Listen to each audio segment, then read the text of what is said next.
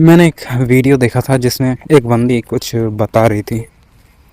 Company एक काम करती है, वो एक कॉन्टेस्ट रखती है।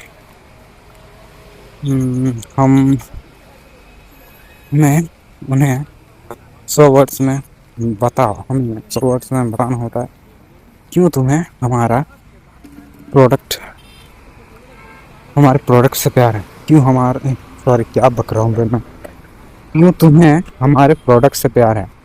100 वर्ड्स में बताओ। और विनर को मिलेगा 1 लाख रुपए। और मैं सोच रहा था यार, ये इतना पैसा सिर्फ एक पैराग्राफ के लिए, कुछ तो झोल है। और फिर उसने बताया, नहीं कॉन्टेस्ट में पैसा तो मिलता है, क्या झोल है, क्या बक रहा हूँ मैं। उसने बताया कि आप बताया कुछ जो जान के थोड़ा सा दिमाग खुल गया मेरा। तो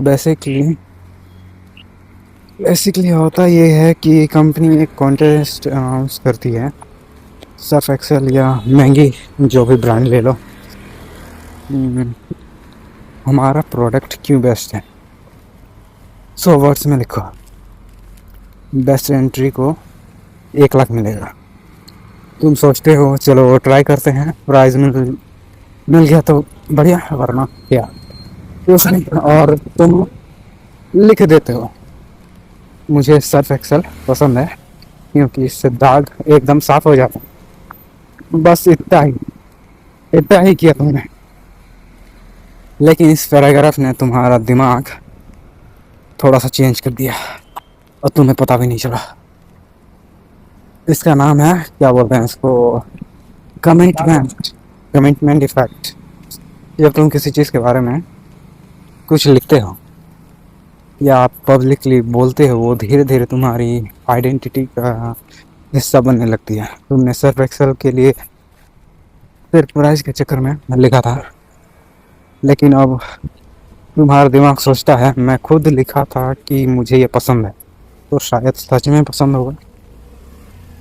कंपनी ने फिर 1 लाख दिया और हजारों लोगों को परमानेंटली अपना फैन बना लिया। स्मार्ट स्मार्ट डील था उनका, और तुम्हें पता भी नहीं चला। अब सोचो, अपनी लाइफ में घर वालों ने पूछा इंजीनियर क्यों नहीं बना, तुमने एक्सप्लेन किया। दोस्तों ने पूछा, फिर एक्सप्लेन किया। रिलेटिव्स ने पूछा, तुम्हारा एक सेट जवाब तैयार हो गया। क्रिएटिविटी मेरी पैशन है, मेरा पैशन। 95 मुझसे नहीं होगा, लोग समझेंगे नहीं। बिना सोचे बोलते हो, अब ये सब बोल देते हो। एक स्क्रिप्ट तैयार हो गई दिमाग में और तुम बस चला देते हो जब भी कोई कुछ पूछता है, कॉपी पेस्ट। या सोचो आईआईटी में नहीं गए तो खुद को कन्विंस कर लिया, आईआईटी वाले सिर्फ रट्टा मार के जाते हैं। क्रिएटिविटी और प्रैक्टिकल नॉलेज ज़्यादा इम्पोर्टेंट है। इतना बोलते बोलते ये थॉट तुम्हारी आइडेंटिटी बन गई।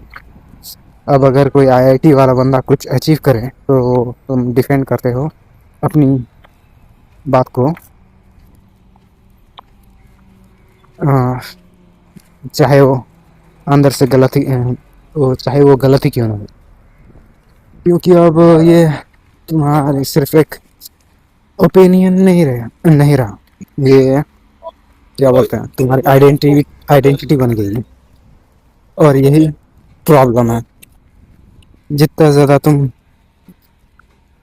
पब्लिकली डिफेंड करते हो उतना ज़्यादा वो तुम्हारी आइडेंटिटी बनती जाती है। फिर एक दिन कोई नया एविडेंस आता है, कोई बेटर एंगल मिलता है, लेकिन तुम उसे नोटिस नहीं करते, अवॉइड कर देते हो, क्योंकि तुम्हारा दिमाग अब उस बात को जो तुमने कही है प्रोटेक्ट करना चाहता है, क्योंकि वो पोजीशन अब तुम बन चुके हो। सिर्फ सर्फ एक्सेल कंपनी ने या जो भी कंपनी ऐसी करती है, पता नहीं सर एक्सेल ने किया है कि नहीं, ये ऐसा ट्रिक यूज़ करती है कंपनी।